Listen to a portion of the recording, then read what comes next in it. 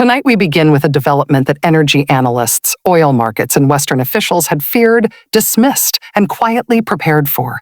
A crisis that unfolded not over weeks or months, but in hours. Hours that sent crude oil prices surging past levels not seen in years. Hours that triggered emergency meetings in Washington, Brussels, and Riyadh. Hours that put every economy on the planet on notice. What Iran did today crossed a line that the United States and its Gulf allies had hoped would hold. And when that line broke, global oil markets did not hesitate. They responded with volatility, velocity, and a price shock felt from Tokyo to Texas. For months now, there had been signals, not official statements, not formal warnings, just signals that Iran was preparing something unprecedented. Iran has been aggressive before, yes, but they have been calculated in their aggression. Their moves have followed a certain rhythm, a pattern, almost a predictability. But what set off alarm bells in Washington and the Gulf this week was that the pattern went silent. Intelligence analysts who monitor Iranian naval and missile activity know the indicators. The repositioning of fast attack boats in the Strait of Hormuz, the unusual movement of shore-based anti-ship missile batteries increased, encrypted communications between urgency naval commanders, the sudden halt of routine tanker escort operations, all of that went quiet. And whenever Iran goes quiet near the world's most critical oil choke point, it means something is about to get very, very loud. Early this morning, U.S. Naval Command detected what they described as a significant repositioning of Iranian military assets, including submarine activity that had not been observed in over 18 months. These are the kinds of deployments that Iran only activates when they are signaling something very specific. A blockade threat, a direct strike on energy infrastructure, or an escalation designed to drive oil prices through the roof. Analysts didn't know which category this fell into, or whether it fell into all three at once. But what they did know was that Iran was changing its strategic posture in the Persian Gulf. And when a nation that controls access to 20% of the world's daily oil supply shifts posture without explanation, even by a small measure, the entire global economy pays attention. The emergency advisory issued by the U.S. State Department tonight was not normal. It was not routine. It was not symbolic. It was urgent. Briefing after briefing described Iran's move as destabilizing, deliberately timed, and perhaps most importantly, economically weaponized, designed specifically to trigger a price spike, but economic warfare only works if the markets hesitate. They did not. In fact, the market reaction today was among the fastest and most severe we've seen since the 2019 Abqaiq attacks in Saudi Arabia. Here's what we know. Within 3 hours of Iran's movements becoming public, Brent crude jumped over $9 per barrel. These weren't routine fluctuations. These were panic-driven price surges, the kind of moves that only happen when traders believe supply is genuinely at risk. Tonight, sources confirmed that U.S. and allied forces launched defensive operations targeting Iranian military positioning, including missile battery sites that had recently been activated for what analysts believe was a coordinated disruption of tanker routes. And allied naval forces moved into position before Iran could execute any strike on commercial shipping. They secured the northern approach to the Strait of Hormuz. They established a maritime exclusion corridor through the Gulf of Oman. They targeted radar installations that were likely preparing to support anti-ship missile operations. In other words, they targeted the nerve system of Iran's maritime warfare capability, the command and control infrastructure that would have made a blockade operational. This is what made the State Department's warning so urgent.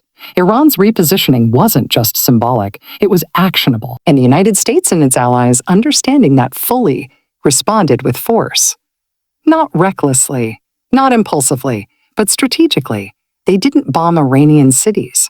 They didn't target civilian infrastructure. They hit the missile systems. They hit the radar networks. And here's where the story becomes even more revealing.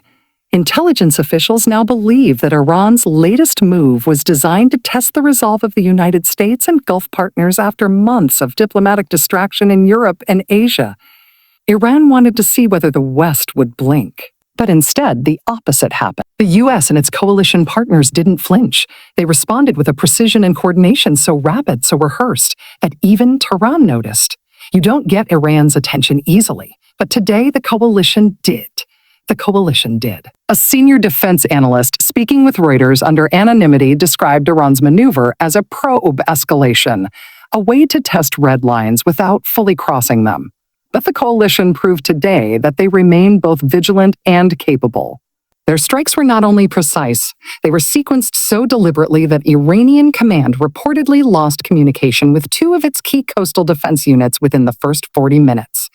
That detail matters because it shows the coalition wasn't reacting. It shows they were prepared. They are not a reactive force, they are a pre-positioned one. As reports continued coming in throughout the evening, we learned more about the scale of the coalition's response. U.S. carrier strike groups carried out air operations over the Gulf, forcing Iranian naval vessels back toward Bandar Abbas. British Royal Navy destroyers targeted Iranian fast attack boats staging areas that had been activated in the last 72 hours. Saudi and UAE air defense systems operating along the eastern coastline reportedly intercepted drone systems used by Iran to surveil oil tanker routes. This wasn't just a military exchange. This wasn't just a show of force. This was economic defense. This was supply chain protection. And supply chain protection is the one thing Iran has struggled to undermine since the Abraham Accords reshaped Gulf security in 2020. For every escalation Iran has attempted, the coalition has countered with something that raises the cost beyond what Tehran can sustain. Remember, Iran thought the world had moved on. They thought the war in Ukraine and the crisis in Gaza had consumed all Western strategic bandwidth. They thought oil markets were too fragile and Western governments too distracted to respond decisively. But tonight, the exact opposite is happening. The coalition responded within hours, not days. Markets are stabilizing as the military response becomes clear, and Iran finds itself more isolated than at any point in the past 5 years. What makes this moment so dangerous and so consequential is that Iran's latest move happened at a time when Supreme Leader Khamenei is under extraordinary internal pressure. Hardliners want maximum escalation and a show of strength. Pragmatists want sanctions relief and economic recovery. The RGZ wants operational autonomy and regional dominance. The Iranian public wants lower prices, jobs, and stability. Khamenei is balancing these competing demands while managing one of the worst economic downturns in the Islamic Republic's history. And when leaders in that position make sudden moves near the Strait of Hormuz, they're not doing it from strength.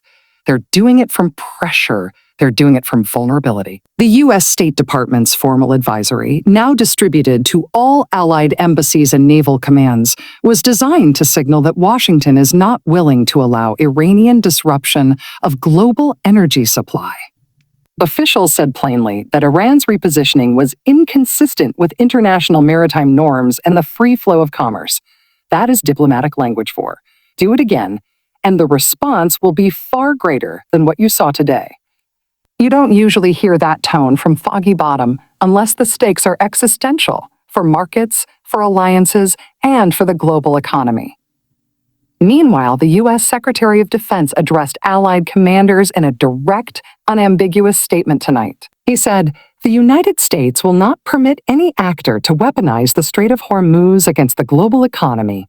He said, "Our response today was measured, targeted, and entirely proportional to the threat Iran chose to present." And he said, "We are not seeking escalation, but we are fully prepared for it.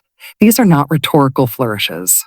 These are statements from a defense establishment that understands just how high the stakes have become, not just militarily, but economically, for every nation on Earth that depends on the free flow of oil. Here's what makes the situation even more concerning. Iran's latest move wasn't isolated. Along with the naval repositioning in the Strait of Hormuz, Hezbollah increased its surveillance operations along the Red Sea corridor. Houthi forces in Yemen launched fresh drone attacks on a commercial vessel east of Aden. Iranian-backed militias in Iraq increased rocket activity targeting U.S. Energy advisory personnel. All of this happened within the same 48-hour window. When Iran moves multiple pieces at once across multiple theaters, it means something larger is underway. A coordinated campaign, not random escalation. Analysts are now considering several possibilities. One is that Iran is preparing a sustained pressure campaign designed to keep oil prices artificially elevated, generating revenue for Tehran while punishing Western consumers. Another is that Iran is attempting to fracture Gulf coalition unity by forcing Saudi Arabia and the UAE to choose between security dependence on Washington and economic negotiation with Tehran. A third possibility, the one worrying officials the most, is that Iran is attempting to trigger a wider regional war that it believes it can survive better than its adversaries. But today, the coalition took that last card off the table. They didn't wait. They didn't negotiate under fire. They didn't send a diplomatic note. They acted decisively, surgically, immediately. What we're watching now is a test of strategic endurance. Iran wants to see whether the global coalition will sustain its commitment as economic pain mounts at home. The coalition wants to show that military readiness and economic resilience are not in conflict.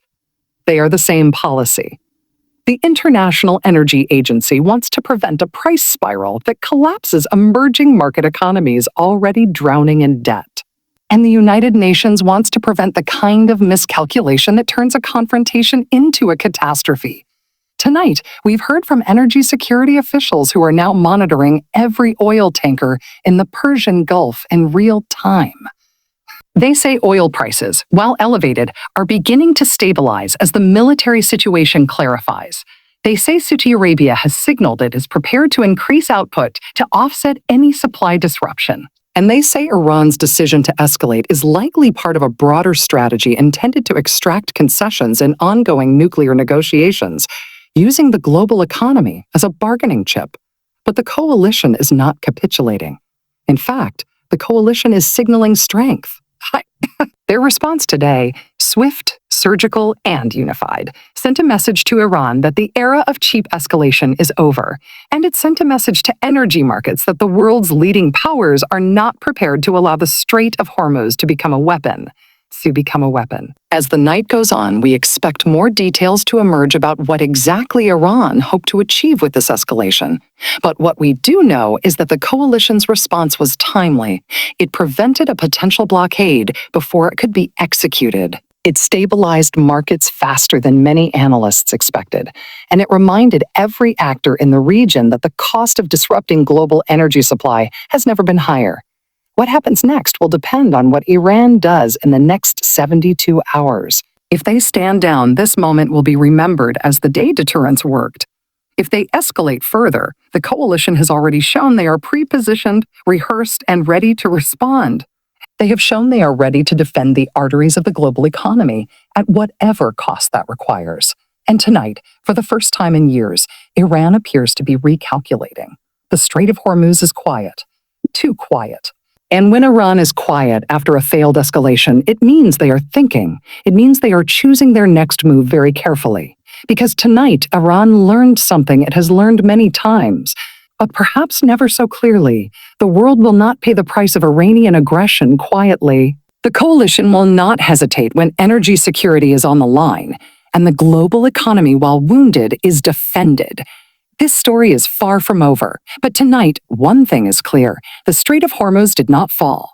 The oil did not stop flowing. And the world, for one more night, was reminded of exactly how fragile and exactly how defended its energy future truly is. And we will be here watching every detail as the next phase unfolds. Analysts are now considering several possibilities for what comes next. 1. Iran's new leadership, once named, immediately signals openness to negotiation, using the transition as a face-saving exit from a conflict it cannot win militarily. 2. The URGC refuses to accept clerical succession and begins operating as an independent military authority, effectively splitting the Iranian state into two competing power centers. 3.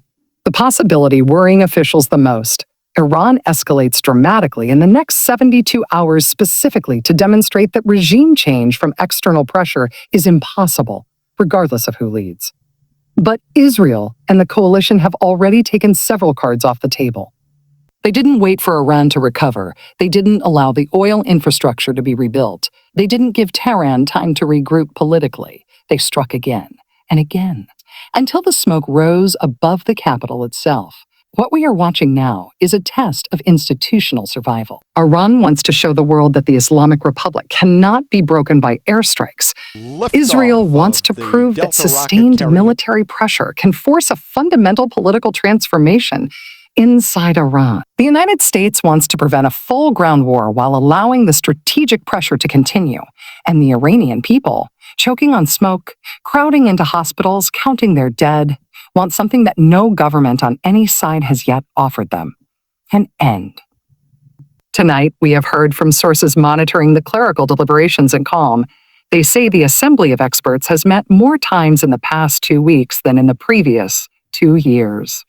They say the health of Supreme Leader Khamenei has become the central, though unspoken, subject of every meeting. And they say Iran's decision to continue launching missiles from civilian neighborhoods is part of a deliberate strategy to make Israeli strikes politically costly internationally, using its own population as a shield and a messaging tool simultaneously. But the coalition is not stopping. In fact, the strikes are intensifying. Their campaign, precise, sustained, and economically targeted, sent a message to Tehran's clerical establishment that the era of untouchable Iranian infrastructure is over. And it sent a message to the Iranian people that the world sees them, the ones who cannot see the sun through the smoke. As this night goes on, we expect more details to emerge about the succession discussions inside Iran's clerical establishment. But what we do know is that last night's strikes were historic. They brought fire to the capital of the Islamic Republic for the first time in decades. They accelerated a leadership crisis that was already years in the making. And they forced a population of 80 million people to confront a question their government never wanted them to ask. What comes after this? What happens next will depend on what Iran's clerics decide in the next 72 hours. If they name a new leader who signals flexibility, this could become the beginning of a painful but possible exit from war. If they double down, Israel and its allies have already shown they are willing to strike deeper, harder, and more precisely than anyone expected. They have shown they are ready, and tonight, for the first time in the history of the Islamic Republic, Tehran is quiet, not the quiet of confidence, not the quiet of strength, the quiet of smoke, the quiet of a city that cannot see its own sky. And when a capital goes quiet under that kind of darkness, it means the people inside it are not celebrating. They are waiting. Because tonight, Iran's clerical leadership learned something it has never been forced to learn before: oil burns, power fractures, and regimes that rule by divine authority are not immune to the laws of fire. This story is far from over. But tonight, one thing is clear: Tehran is burning. The clerics are meeting, and the Islamic Republic, as the world has known it for 45 years, may be standing at the last moment before everything changes. And we will be here watching every detail as the next phase unfolds.